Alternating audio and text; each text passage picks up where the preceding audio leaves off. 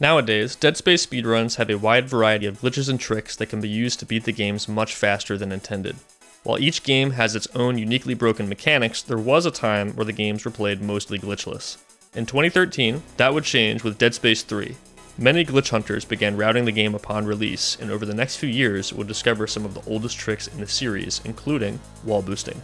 Wall boosting refers to Isaac's ability to climb certain geometry by running into it.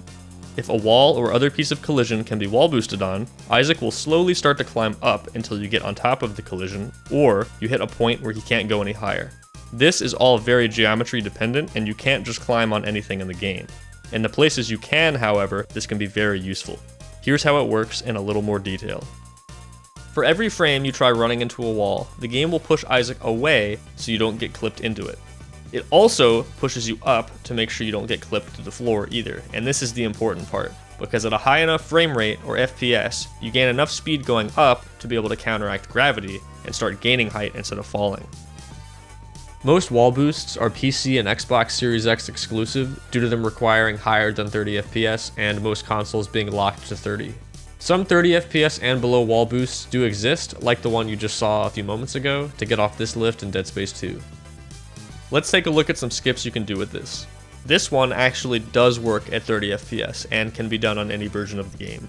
Shortly after crash landing on the planet, you come to a section called the Waystation. You're supposed to head inside and go to the lower level, get your suit repaired, which then allows you to get past this scanner and past this fence. Instead, you can wall boost on this collision here and get out of bounds. Most collision out of bounds can be boosted on, so we can make our way around the mountain and eventually hit a checkpoint to get past the fence.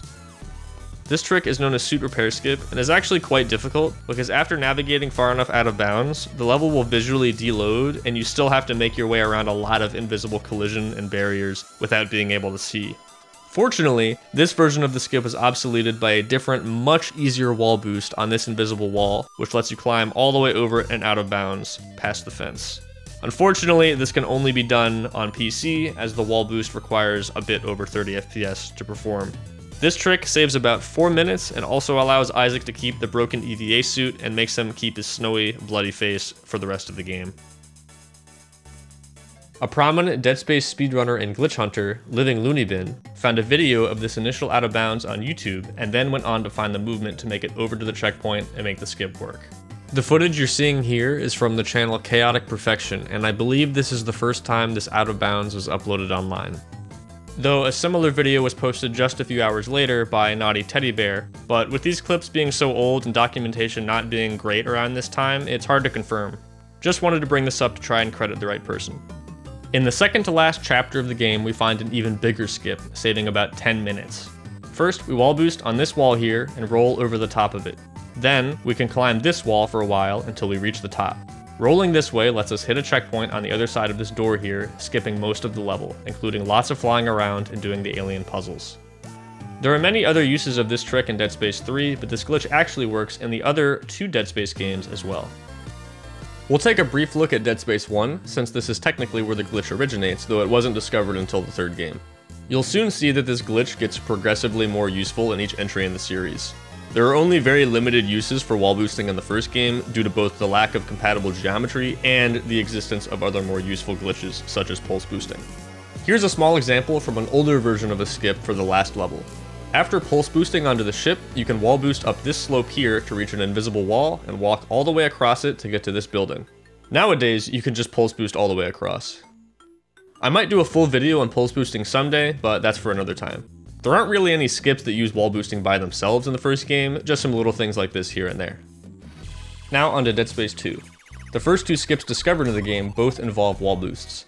After the glitch was discovered by the speedrun community, Looney went over to Dead Space 2 and started testing. The first thing he found was Plant Boost. This skips a several minute long sequence of fighting enemies in a laundry room and then waiting in an elevator.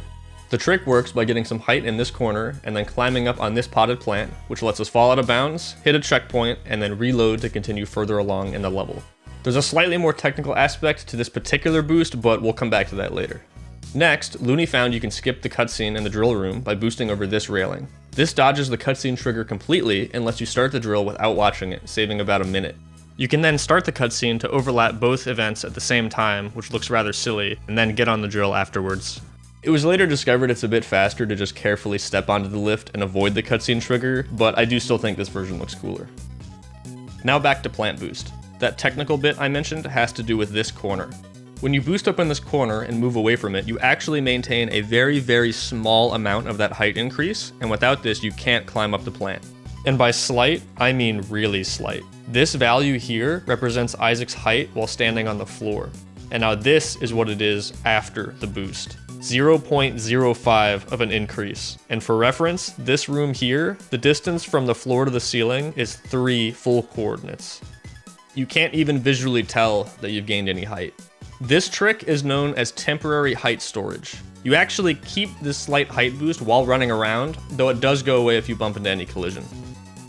For our last example, we'll jump back to Dead Space 3, where wall boosting is the most useful, to see another example of this temporary height boost. In the generator room, you can gain some extra height off this corner here, and use it to climb this railing and roll out of bounds. Then you can roll again to get back in bounds, skipping running all the way around the entire room. This is just a short list of tricks that use wall boosting, but there are many more examples throughout the whole series.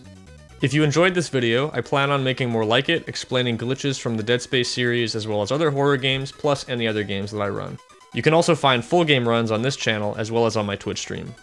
Also, if you have any interest in these kind of tricks and glitches, please check out the Dead Space series on speedrun.com and join the Dead Space speedrunning Discord, links in the description. Thanks for watching, and I'll see you next time.